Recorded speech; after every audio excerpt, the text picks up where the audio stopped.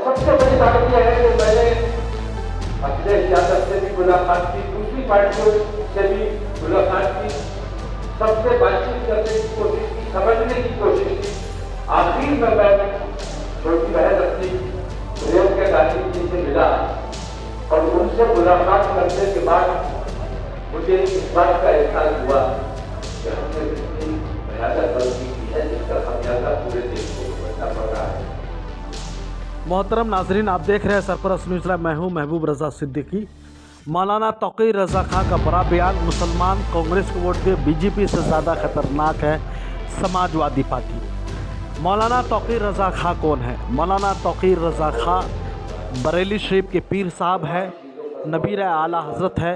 मौलाना अहमद रजा खां फाज़िल बरेलवी के खानवादे से आते हैं, यूपी में बड़ी पकड़ रखते हैं और वो इत्तेहाद मिल्लत काउंसिल के सरबराह है।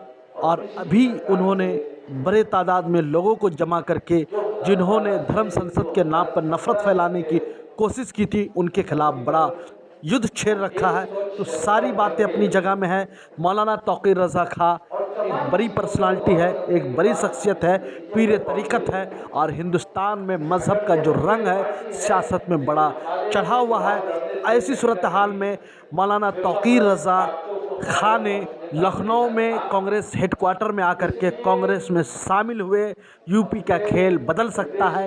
यूपी की सियासत में एक नया ट्विस्ट, नया मोड़ आ चुका है बीजेपी, और कहा बीजेपी हुकूमत की मनहूसियत से बचाने के लिए कांग्रेस को वापस इक़्तिदार में लाना है। हमने राहुल गांधी और प्रियंका गांधी को सच्चा सेकुलर पाया है, बड़े दावे के साथ उन्होंने कहा है। और फिर मौलाना तौकीर रजा ने कहा सही मानों में सेकुलरिज्म का किरदार अदा कर रही है। कांग्रेस के हाथों को असेंबली में मजबूत करने की ज़रूरत है।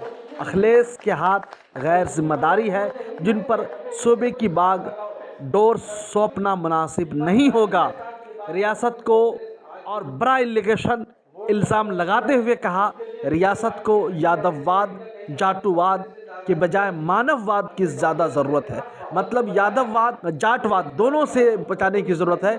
अभी रियासत को, उत्तर प्रदेश को मानववाद की ज़्यादा ज़रूरत है। तो अखिलेश यादव जिस गुरूर में मुब्तला है, मुस्लिम लीडरशिप को किनारा लगाकर बीजेपी से हाथ मिलाकर और एसपी के झंडा को बुलंद करने के लिए चले हैं, ये कामयाब नहीं होंगे।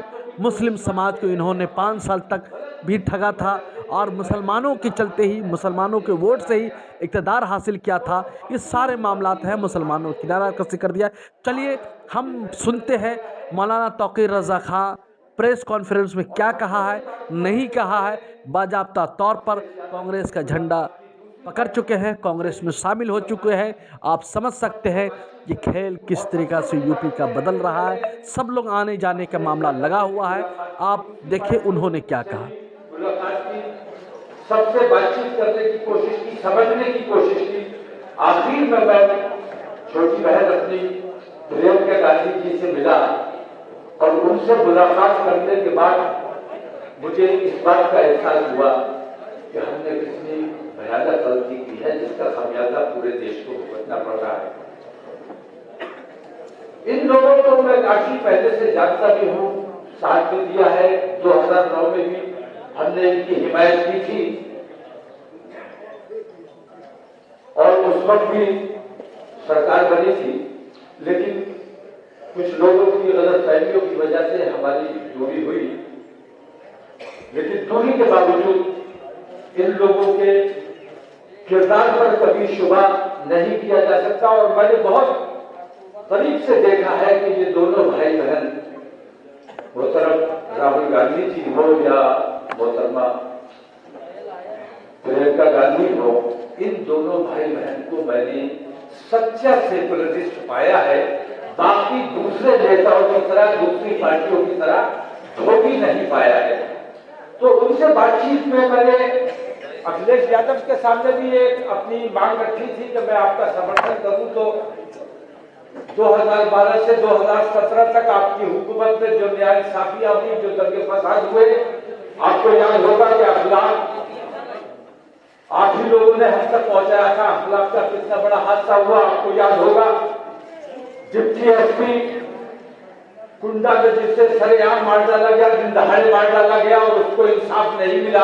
मुआवजा इंसाफ नहीं होता है। जियाउल हक अंसारी, इस किस्म के वाकयात मुझे ऐसा लगता है कि अगर गैर जिम्मेदार हाथों में, और मैं ये समझता हूं कि अखिलेश यादव के हाथ गैर जिम्मेदार हाथ हैं, इन हाथों से हम अपने प्रदेश को किसी कीमत पर नहीं जाने देना चाहते, क्योंकि हम अपने देश और अपने प्रदेश से मोहब्बत करते हैं। जिम्मेदार हाथों में हमने देखा है कांग्रेस ने किस तरह शासन किया है, किस तरह हुकूमत चलाई है। कांग्रेस को हुकूमत चलाने की सलाहियत भी है और सलीका भी है और तरीका भी है। इसलिए हम ये चाहते हैं कि हमारा देश और हमारा प्रदेश जिम्मेदार ऐसे हाथों में जाना चाहिए जिससे देश महफूज रह सके, हमारे देश को बेचा ना जा सके। आज मैं देखता हूं, मैं बार बार ये बात कहता भी हूं, आप लोगों को भी, आप लोगों से भी ये बात देखी होगी कि हमारे मुल्क का पोता है बांग्लादेश।